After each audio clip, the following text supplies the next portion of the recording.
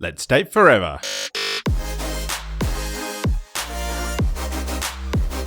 Here's your weekly dose of relationship fuel with Sammy and Nathan Yeager.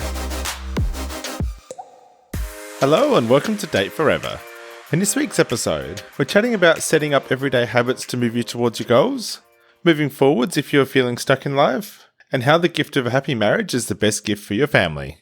But before we dive into that, Sammy, what's been fueling you up this week?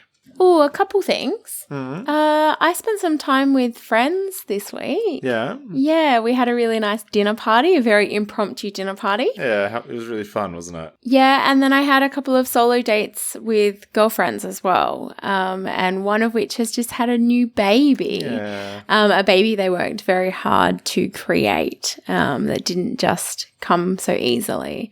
So that was really special too. So that really fueled me up, and I think it's so special when you can delight in like your friend's happiness. And that's what fueled me up this week. It was really delighting in some of my friends' achievements and good things that are going on in their lives. And also, Nath had a bit of a career and business win this last week, and I really enjoyed treasuring and celebrating you too. Yeah, that was definitely one of my fuel ups this week was, celebrating my little career win, which was great. And the other thing that fueled me up too was I've been a bit sick this week. And so over the weekend and just in the last couple of days, I've really prioritized my health and just given myself the space to be able to relax and let my body recover and do its thing. So that has really been fueling me up this week too. Yeah, I think we forget that on this show. We talk a lot about like your relationship with yourself, setting the tone for every other relationship that you have. And that relationship with self is like, how's your relationship with your mind and your body and your well-being? So I applaud you for taking a couple of slow days to sleep and watch many Star Wars movies. That was one of the perks. Yeah. Yeah, and if you're listening, I encourage you to do the same, to ask yourself, what do I really need in this moment? But now, here's this week's guest. Sherry is the author of the New York Times, Wall Street Journal, and USA Today bestseller book, Life Mastery: Personal Progression Towards an Infinite Potential. Sherry's book has sold tens of thousands of copies globally and has been featured on so many media outlets. Sherry has been a student of personal development for over 40 years. Welcome to the show, Sherry. Thank you. Glad to be here. It's a different kind of podcast for me, so I'm excited to be here. It's really exciting to have you here. So tell us, when did the book come out? 2021, July. Well, it came out in May, and it was on the Wall Street Journal bestseller list July following, a couple months later. And so, 2021. And tell us, what was the journey to writing that book? Because when someone writes a book like this, they've had some life experience. So maybe can you take us like right back to the beginning? How did this all come about? Well, such a good question. And it was quite a journey. It started with my own personal development, being just, they bill us as a rags to riches story, my husband and I, and we really truly were. And in my own journey for personal development and changing, it's just wanting so much and making the changes in my life. It was so many people observed the changes that are happening in us. And I got a lot of opportunities to teach and speak about what I was learning. This is over decades, mind you. This is not just happened in a few weeks. And then I opened my fitness business, and I was doing, once people got that under control, then they wanted personal development. So again, I was in that space, a personal development space. And I've done speaking for years, decades. I've been speaking a lot on marriage, actually, probably more than any other topic. And people would say, you should write a book. And I just like, I don't have any interest in writing a book. Like, no books, not for me. But I had been writing a blog with my business, and it went pretty well. So I did have some experience, but I wasn't interested. And then I did a workshop in February 2020. So that was just before COVID. And it was supposed to be a series. And we did that one. And some people said, again, this couple that I really admired said, Sherry, you really ought to write a book. I thought, oh, maybe I should. I went home and told Ken. He said, yeah, it's time. You just got to write the book. Plus, I'm not getting any younger. I've got this head full of knowledge. I thought I should leave it somewhere for other people. And so I did. I wrote the book, and turned out that I was pretty good at it after all. And from there, it's just been a great journey. Been great fun to do something different, reinvent myself as an author, this late stage of my life. Yeah, beautiful. So we know that your personal development journey has been decades long, but we know that you had a pretty tumultuous kind of like early life as well, starting way back as a teenager. Can you tell us a little bit about that? Yeah, the things pertinent to my own development, I think that are interesting to our conversation is, so I'm 67. So when I was 60 years ago, my parents got divorced. And as happens when people get divorced, the kids are sort of left while the parents try to figure their lives out. And I just was kind of left to wander. And with four of us little girls, I was the oldest. So there's, just not a lot of time for me, but it was fine. My wandering, I just wandered around this little town I lived in and did a lot of thinking. I was kind of a loner. And I kind of got the idea that I was somebody special. I was just going to do these great things. I didn't even know what great things would look like. I didn't even know what they were. I didn't even try to define it. I just knew I was special and I was going to do some great things. And my parents did get back together again. I had a few years of stability, but I graduated at 17. And then I was kind of out there in that hippie world and sex, drugs, and rock and roll, as we said, as we say now about it. At the time, we didn't say that. We just said party. Yeah. Anyway, I was pretty caught up in that world. And when I got married, I knew that we'd party away all of our educational time, all the time we should have been developing ourselves. We were flat broke and we couldn't hardly feed ourselves. But that feeling of I was somebody special came back to me. And I knew that I could just have everything in life. I just needed to figure out how to do it. And so that's why I started. I picked up the books. I said, anybody can do this. I can do it. I just need to know how. And the first book I read was See You at the Top by Zig Ziglar. And then that was just began a journey. And Ken did the same in a little bit different areas sometimes, but he did the same thing. We just both of us just glommed onto everything. I read books on marriage. I read books on personal development, on goal setting, motivational books, just everything I could, and practiced the things that I learned. And that set me on the course. And I found out I was right. I could have everything I wanted in life if I found the right formulas. Yeah. So was there a turning point which kind of pushed you in this personal development direction, or was it just a slow little burn? It was a lot of turning point. I mean, we were married. We had just had our second baby, and I'd already had a child before we got married, which is why I got married in the first place. Otherwise, I don't know I would ever have got married. But both of us, I had this baby about a year before I met Kim, but we both just loved her so much. And we wanted to provide a home and family, but we were starting from scratch. And then we almost immediately had another child. And so I've got these two kids and we can't really feed ourselves. It's just, we were just in this crappy little old house. And Kim was working two jobs and I was taking kids in so that I could be with my own children. It was just a bad situation. But I thought, this is not what I want. This is not what I want. And I'm somebody special, right? I'm somebody who's going to do great things and I'm going to figure out how to do it. And I'm going to start doing it. And I started then. We had 4 more children. So we had 6 children total. So I'm doing this and having these kids. And at the same time, I'm practicing personal development skills that I'm learning and applying everything that I can and just setting goals, daily habits, and just doing the work. And it multiplied and took me places farther than I ever thought than I even dreamed of going. So I know that goal setting has been one of the big aspects of your life and one of the big things that has continued your personal development journey. So do you have any tips or tricks for us on how to best set goals so that you do actually achieve them? Yes.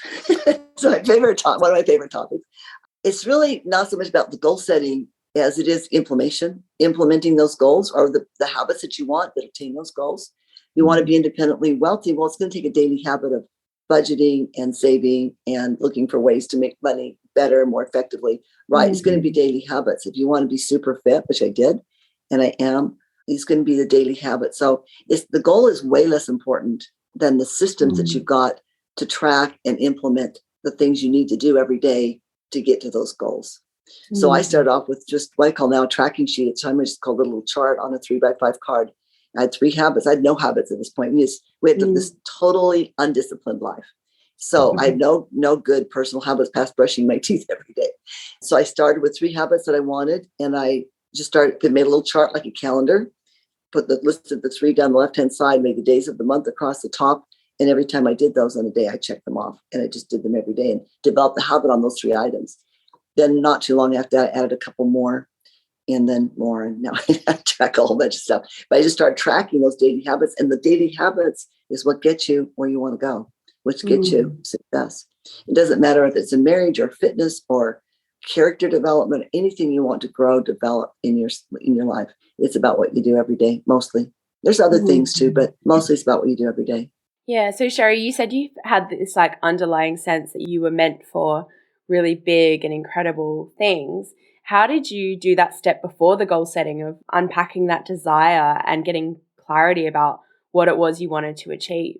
It's an interesting question because we teach goal setting like, here I want to achieve this thing. So, okay, I'm going to do these steps to get there. I kind of did it backwards. Like I just knew, I don't know how I knew, just instinctively, maybe the things I read, but I just didn't know exactly what I wanted. I just knew I wanted everything. I knew I wanted everything, but I couldn't define it right. And I knew these steps would take me there. And actually, when I teach goals, I don't teach SMART goals. In fact, I teach SMART goal principles for action steps. But goals, what we're really trying to achieve is so big that it's hard to define, right? I don't have a definition on how spiritual I want to be. This is my spiritual goal. Ultimately, it's so big I can't describe it. Or how fit do I even want to be? Ultimately, it's so hard to describe. I want to be able to do what I want to do about strength, muscle, endurance, energy. It's hard to even put down, right? But I know if I do these daily habits all the time, I'll get to those big goals. And then the other goals we have in life are kind of intermediary goals, right? Between here and there. Like, I want to be independently wealthy. I want to be able to do this, what I wanted at this point in my life. When I started doing this, I didn't want to have to budget and live on a shoestring anymore. I didn't want to do that forever. Okay, I knew what it felt like. I wanted to have everything. I didn't want to have to be held back by money. It wasn't that I wanted diamonds and fancy cars. I wanted the freedom, financial freedom. I knew what it would feel like. And I knew I applied certain principles that I could have that feeling. Does that make sense? So we did have an intermediary goal.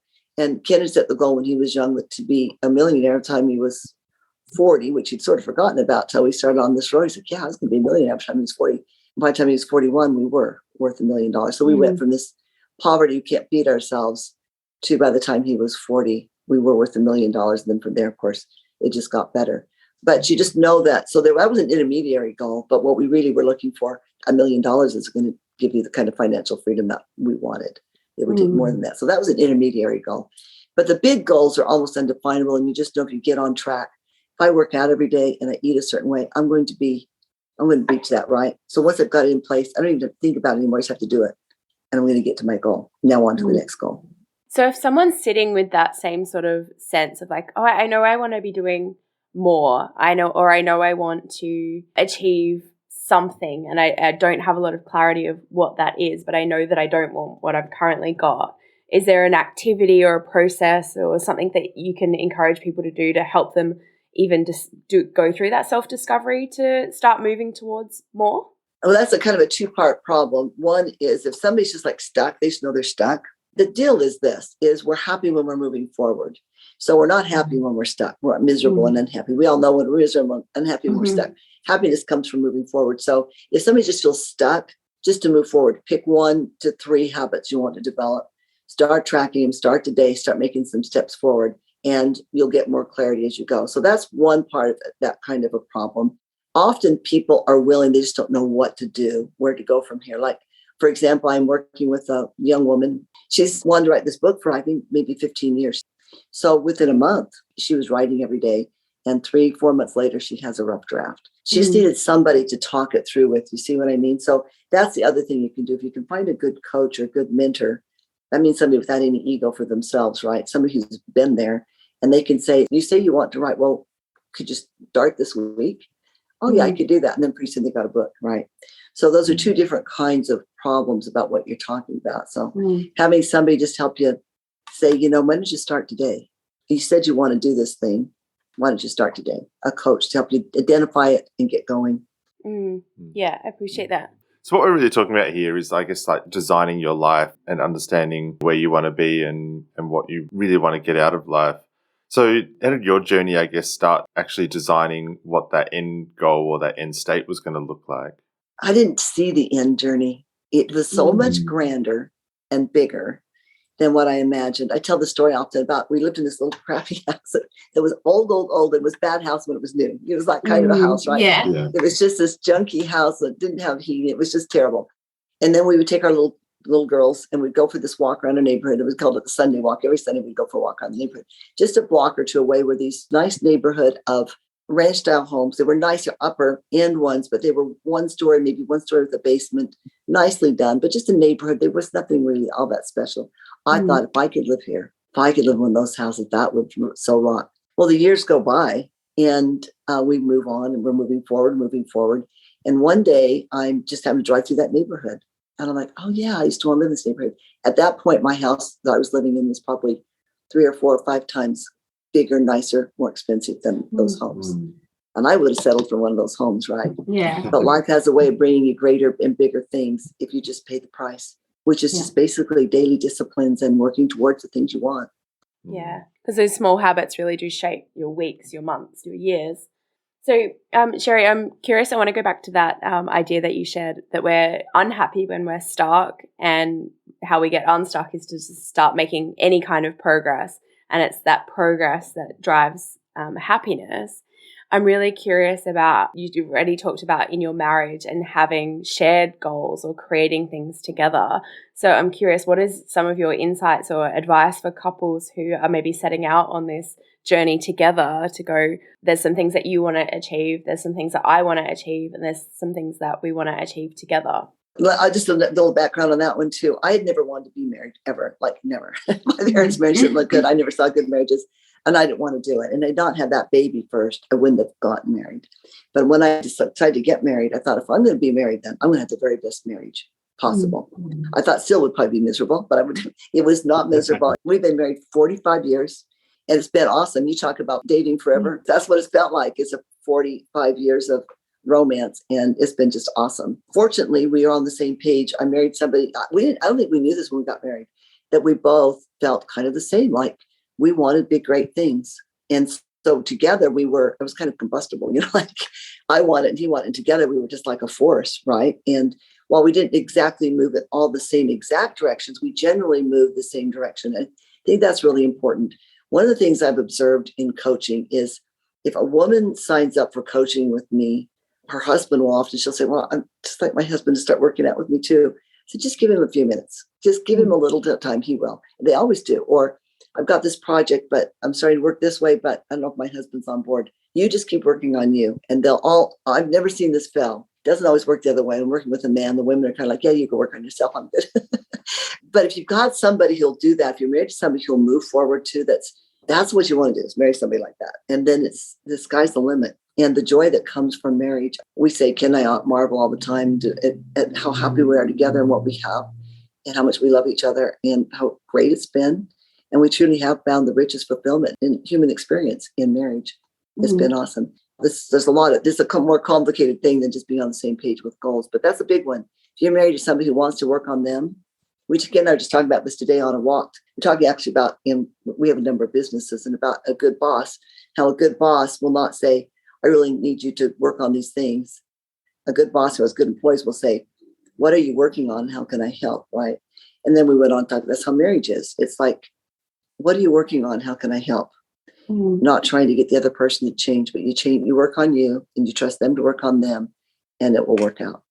Yeah. Sure, we've been talking about habits and how they can help propel us forward. So what I'd love to know is, what are some of the habits that you've got in your own life that had helped propel you towards where you are now? So this is what I found about personal development is the more you do, the more you fall in love with it, the more you want to do. You're like, oh, that's cool. What else can I do? Oh, that's cool. What else can I do? So you consider I've been doing this for 40 years.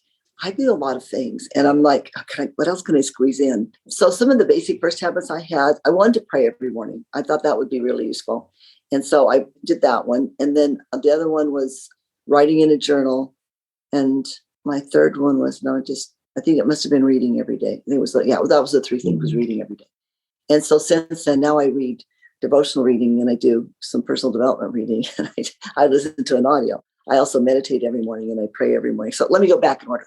I get up and I pray and I meditate. And then I eat some breakfast. And then I do some devotional reading and do some personal development reading. I record my notes from books into a journal. So then that's another thing that I do. So I always have a journal that I'm working on, recording the notes from the books I've read into the journal. Plus I keep a journal. We do 2 workouts. Ken and I both do this. We do 2 workouts a day, which can be just a walk or a walk in this time of year it's a walk because we're winter here. It's a walk in the gym or 2 walks. It might be a bike ride, kayaking, whatever. So we do 2 of those a day. I walk 14,000 steps. You get the idea. There's a couple more that doesn't occur to me, but I have a lot of, I track about 12 things every day. So I have a tracking sheet. I teach tracking sheets, but just like that one I developed, except now you can get them on my website, which is lifemasteryinfo.com. They're free. People download those all the time. You can get a tracking sheet and track your own habits. A lot of people track water consumption or daily music practice or daily writing. Like my client that's a writer, she tracks her daily writing. So, Sherry, in your book, the title being Infinite Potential, and I think that we put a lot of limitations on ourselves about what we are able to do, a lot of self-doubt, a lot of insecurity. Am I enough? Am I special enough to do these things that are in my heart or that I feel like I have desire for?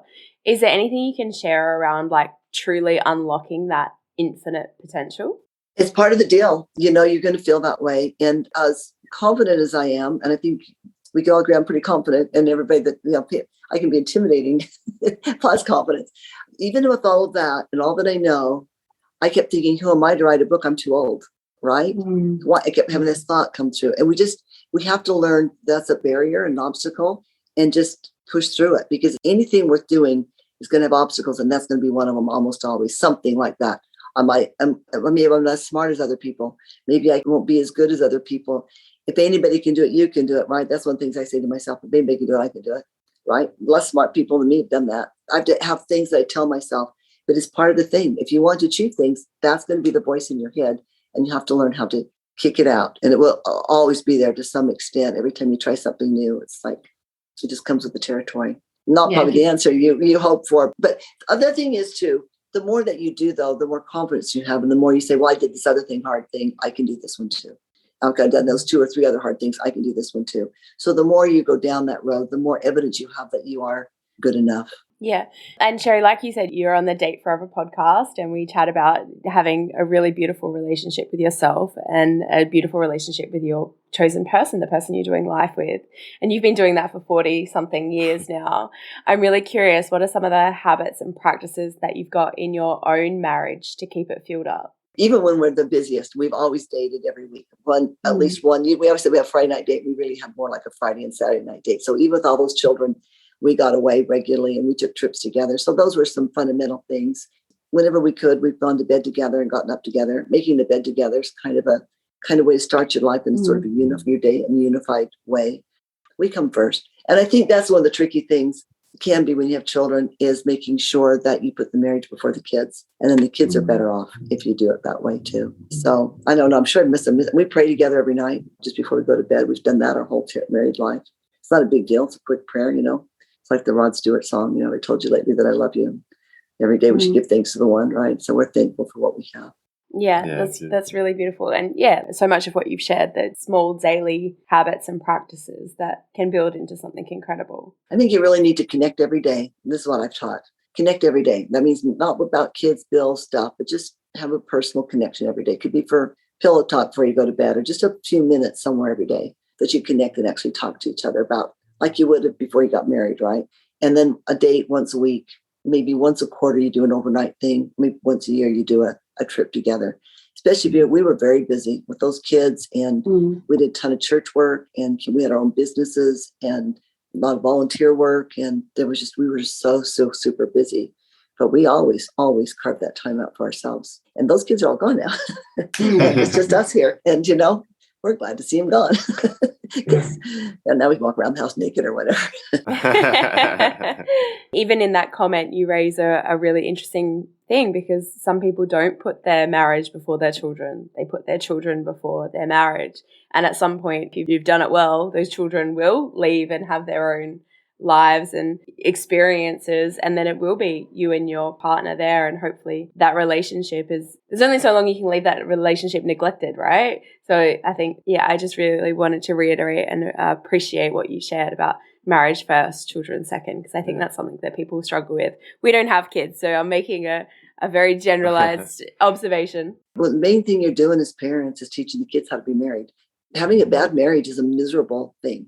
Wonderful as marriage is, a bad marriage is just miserable. And what would you want for your children? Well, you want them to have an awesome marriage, right? So how are you going to do that? Because they're going to have the same kind of marriage you have unless they go out of their way to have something different, like I did. I read everything I could find, thought through it, worked hard to not have the marriage my parents had. But most everybody will just by default respond the way their parents did. So you do your kids such a favor by having a good marriage. Plus, it makes them feel secure. They feel safe and secure if they know that their parents are. So putting your kids before your marriage. And then I know couples that are our age that they're still their lives revolve around waiting for the grandchildren to come over. They don't have enough in common to go out and do things in the world. Yeah. No, I do really love the idea of marriage first, kids second, because like you said, it is setting that foundation for your kids and their upbringing as well by sharing and modeling that really cohesive and that great bond that you've got between the two of you. It's totally. And we're talking about goals and designing your life. It's very difficult to make progress and be successful out in the world if things aren't good at home. If you've got friction at home, fighting at home, the marriage isn't good at home, solid at home, it's really hard to go out there in the world and be as successful as you could be if you knew that was bliss at home. And Ken and I've talked about that over the years too. And we've been very successful in business. And I was home with the kids for a lot of those years. But he always said, I couldn't do what I do if I didn't know that my kids are well cared for and that my marriage was good. I had support at home. And it's true, right? It's hard to be successful when you have this baggage of a bad, unhappy marriage. Yeah, having that stable place to jump off from, that stable place to land. And I totally agree. We've seen firsthand some friends go through really horrible relationship declining and then separating and in some cases divorce. And it really is all-consuming when that part of your life is not thriving. Then I guess that's a big part of the show is about being proactive and intentional and caring for your relationship, not only with your partner, but with yourself as well. And I think that's where it sounds like your love of personal development started so early and that you built this incredible relationship with yourself and your husband, which is so beautiful to hear.